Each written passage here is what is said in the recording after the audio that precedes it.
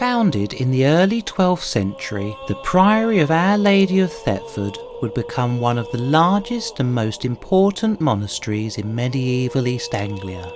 For over 400 years, the Priory was the burial place of the Earls and Dukes of Norfolk, and in part thanks to the powerful protection that the Earls and Dukes of Norfolk provided, Thetford Priory would be one of the last monasteries to be suppressed during the reign of King Henry VIII.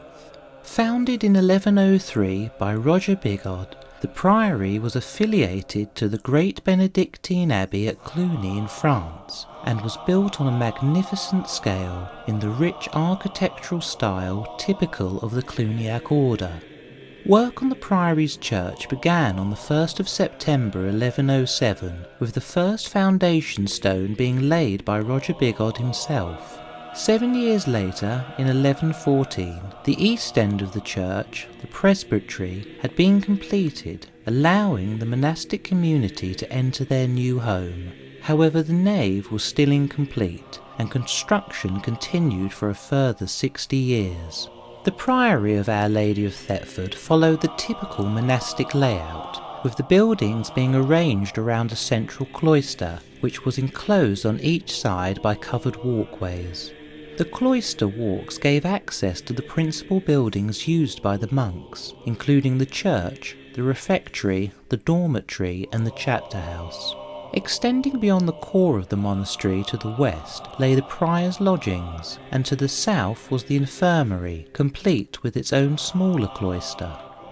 The priory grounds also included various freestanding buildings associated with the running of the monastery's estates, such as barns for storage and stables for the animals. The priory complex was then enclosed by a wall, with access being controlled from a gatehouse to the north. Life at the priory was not always harmonious. In 1248, the notorious and dissolute Prior Stephen engaged in a heated quarrel with one of his monks. The argument culminated with Prior Stephen dying from stab wounds outside the great west door of his own church. Around the same time as Prior Stephen's death, the Priory Church became home to a miracle-working statue of the Virgin Mary, which quickly became a popular object of pilgrimage to the Priory. The cult of the Virgin brought the Priory considerable financial reward, and before the end of the 13th century, the monks used some of the pilgrims' donations to rebuild the east end of the church, but this time on a much grander scale. The principal entrance to the church nave, that being the most public area of the church, was through a facade set with 2 towers, and although the church is now somewhat diminished, fragments of the rich architectural detailing that once adorned the facade can still be seen in the foundations of what remains. Cluniac houses were celebrated for the richness of their furnishings and architecture, and from the fragmentary surviving evidence, it is clear that the arcades of the nave had unusually complex detailing, and that the interior was lavish indeed. The nave was divided from the transepts and presbytery by a screen extending across the whole interior. In the centre of the screen stood a nave altar, the base of which still remains. The east end of the church, where the community gathered for services, was originally shorter than it appears today. Originally, the east end was closed with an apse, but that was squared off when the church was enlarged in the 13th century. At the same time as the work on the apse began, a new lady chapel was constructed on the far side of the presbytery to house the miracle-working statue of the Virgin Mary. The ruins of the extensive monastic complex extended southwards from the church. East of the cloister lies the chapter house, where the remains of the monks' bench around the walls and the bases of the house's supporting columns can still be seen.